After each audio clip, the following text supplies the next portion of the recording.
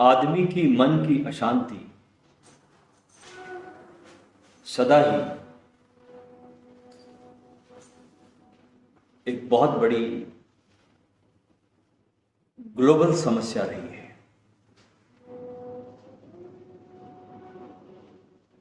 अगर मनुष्य को शांति चाहिए तो उसे समझना होगा कि आखिर मेरा मन है क्या।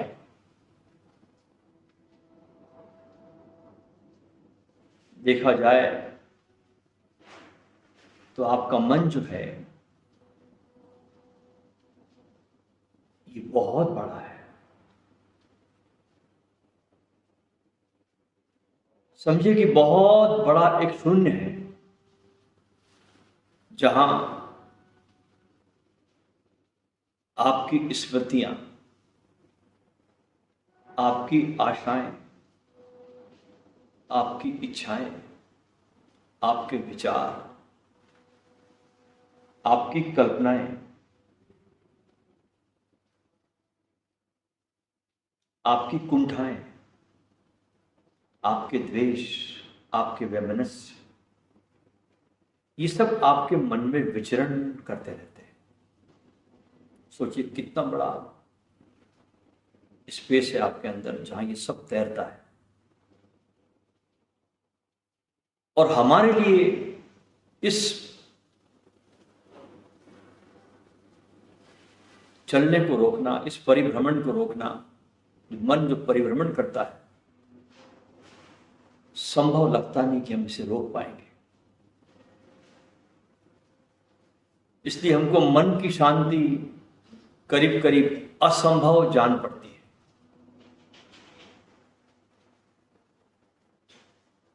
और इसे संभव करने का, मन शांत हो सकता है,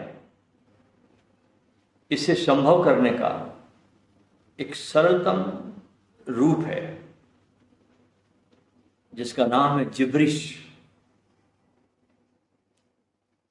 जिब्रिश शब्द का अर्थ होता है अर्थहीन बकवास, जिसमें कोई अर्थ नहीं है।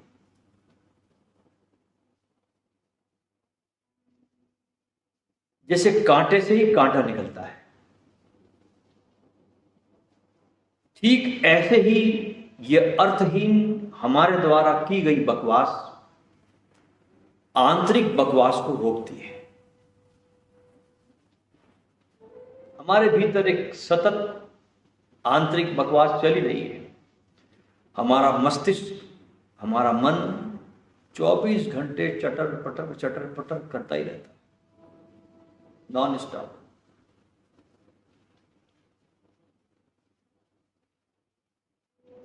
जिब्रिश के जरिए मन जो भरा है आपका अर्थहीन जानकारियों से, सूचनाओं से, स्मृतियों से, उसको सहजता से हम खाली कर सकते हैं। और इससे क्या होता है कि आपके मन का जो कूड़ा करकट है जमा हुआ, जो आपने इकट्ठा कर रखा है बचपन से लेके अब तक, वो बाहर आ जाता है। जैसे हम किसी कुएं में बाल्टी डालो, और अगर कुएं में जल होगा तो बाल्टी में भर के आएगा। अब जल है ही नहीं तो बाल्टी खाली वापस आ जाएगी। ऐसे ही आपके भीतर बहुत कूड़ा करकट है जमा, और जब तक वो कूड़ा करकट आपका साफ नहीं होता तब तक भीतर का जो स्वच्छ जल है वो प्रकट नहीं होता। हमारे जीवन में देखिए हम कि देखना, सुनना और सोचना, ये हमारे जीवन में 3 बहुत महत्वपूर्ण गतिविधियां हैं। और इन तीनों के तालमेल से ही देखना, सुनना और सोचना, इनके तालमेल से हमारे भीतर चित्र, कल्पनाएं और विचार निर्मित होते रहते हैं। देखने से, सुनने से और सोचने से। इन्हीं में हमारी स्मृतियां भी है, इच्छाएं भी है, कुंठाएं भी है, भावनाएं भी है, सपने भी है। और 24 घंटे ये सब चीजें अपना अपना रोल निभाते हुए हमारे मन के अंदर चलती रहती है। और ये निरंतर चलते रहना 24 घंटे, इसका नाम है बेहोशी, इसका नाम है मूर्छा। और इस के प्रति सजग हो जाना, इस तस्वीर, इस फिल्म के प्रति सजग हो जाना जो 24 घंटे चल रही है, उसका नाम है ध्यान। साक्षी हो जाना, विटनेस हो जाना अपनी ही चलचित्रों के प्रति। जो चलचित्र चल रहे हैं भीतर 24 घंटे, 1 मिनट को फिल्म बंद होती नहीं, रात्रि को भी मन चलता है। इस फिल्म के प्रति सजग हो जाना, उसका नाम है ध्यान। साक्षी हो जाना है ध्यान। इसलिए प्रत्येक व्यक्ति के लिए ध्यान की विधि अलग अलग होती है, लेकिन कुछ ध्यान ऐसे होते हैं जिनको सभी लोग कर सकते हैं। देखा जाए तो हमारे भारत में हर त्योहार और हर व्रत एक ध्यान से ही पैदा हुआ है। यदि ध्यान से देखो तो हिंदुओं के सारे त्योहार किसी न किसी ध्यान से जुड़े हुए हैं। जैसे होली, ये हमारे भीतर सप्रेस्ड जो दमित भाव है उसको बाहर निकालने का एक माध्यम है। इस साल भर जो हमने कचरा इकट्ठा किया, होली के दिन सब अलाउड है। गाली बकना अलाउड है, गीत गाना अलाउड है, हंसना अलाउड है, बदतमीजी करना अलाउड है।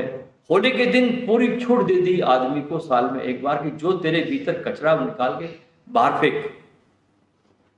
दमित जो भी तुमने कर रखा है, दमन तुमने जो भी किया है, उसको निकालने का एक उपाय है होली। और होली का अर्थ होता है जो होली, जो होके चली गई। जो हो गया तो हो गया भाई। वही दीपावली हमारे जीवन में एक प्रकाशित हो जाने का त्योहार। और ध्यान रखना कि जीवन की प्रत्येक गतिविधि को हम ध्यान बना सकते हैं। अब हम बात करते हैं जिब्रिश की, जिसके लिए हम यहां इकट्ठे हुए हैं। ये भारतीय योग के अनुसार जिब्रिश रेचन की, कैथारसिस की एक बहुत बड़ी प्रक्रिया है। योग भी इसे मानता है। इस कला की खोज करीब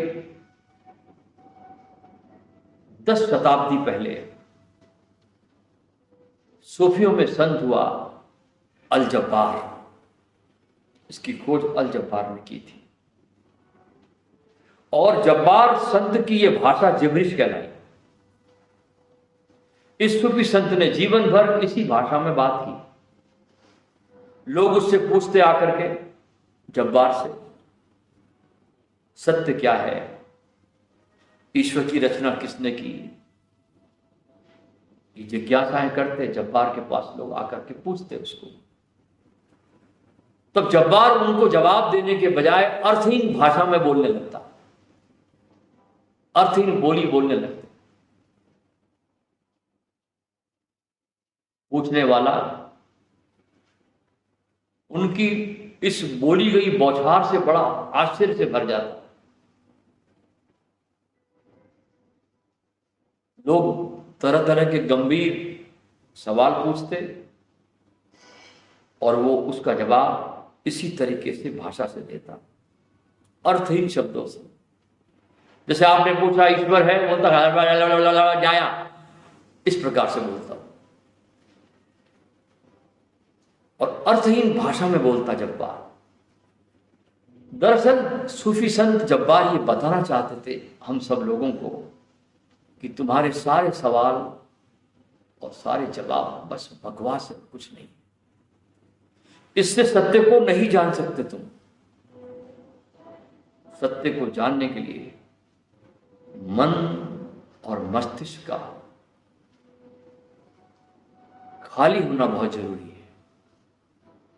जब तुम्हारा मन और तुम्हारा मस्तिष्क जब खाली हो जाता है, जैसे बांस की पोंगरी होती है, बांसुरी, ऐसा जब तुम्हारा मन हो जाता है तो उसमें से फिर परमात्मा के स्वर बहने लगते हैं, उसमें से परमात्मा बोलने लगता है। जब्बार के बाद कई सूफी संतों ने इस विधि को अपने ध्यान के प्रयोग में अपनाया। इस सदी में, 20वीं सदी में, आधुनिक सदी में सदगुरु ओशो ने फिर इस विधि को एक आधुनिक जामा पहनाकर इस विधि को बहुत प्रतिष्ठित किया और इसे ध्यान की बड़ी ऊंची प्रतिष्ठा दी। दोस्तों, आज सूचनाओं का युग है। आज जिस युग में हम जी रहे हैं उस युग का नाम है इंफॉर्मेशन टेक्नोलॉजी। मनुष्य की बुद्धिजीविता बहुत बढ़ गई इस समय, बुद्धि का बड़ा विकास हुआ है। और ऐसे में तो बुद्धि का बहुत विकास हुआ, जिब्रिश की प्रासंगिकता बहुत बढ़ गई है। ओशो ने जब्बार के इस ध्यान को बहुत आधुनिक लुक दिया, इसको समसामयिक बनाया, आज के लोगों के अनुकूल बनाया। और इस वार्तालाप के साथ, जिस वार्तालाप में जब्बार बोलते थे, इसमें चीखना और चिल्लाना भी जोड़ दिया ओशो ने। और आगे बात बढ़ी कि सिर्फ बातचीत से काम नहीं चलेगा, क्योंकि बहुत ज्यादा कचरा है आदमी के अंदर, इसलिए इसे और ज्यादा डायनेमिक बनाया इस विधि को, नो माइंड को। चीखना और चिल्लाना भी जोड़ दिया। ओशो ने इस विधि को फिर से अपनाया और उसमें कुछ तत्व जोड़कर ध्यान की बहुत सुंदरतम थेरेपी बनाई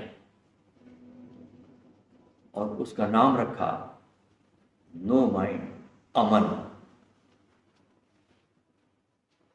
लेकिन ध्यान रखना कि नो माइंड होना बहुत कठिन है।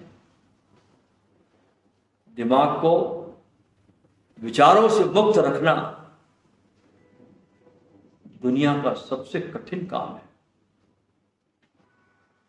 लेकिन जो ऐसा करना शुरू कर देता है ना, प्रयास करता है, वो मन के पार चला जाता है और शब्दों के बीच में जो खाली स्थान है, जैसे मैं शब्द बोलता हूं आपसे, लेकिन बीच में जो खाली स्थान भी आता है, बीच में जो खाली स्पेस भी आता है, असल में वो जो खाली स्पेस है ना, वो सत्य है।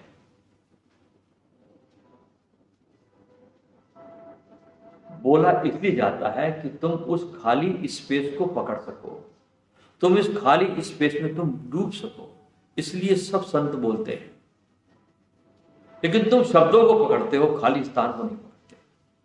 उस खाली स्थान को कैसे तुम्हारे जीवन में बढ़ाया जाए, उस खाली स्पेस को, उस शून्य को कैसे तुम्हारे जीवन में बढ़ाया जाए, इसके लिए सारी की सारी ध्यान की विधियां हैं।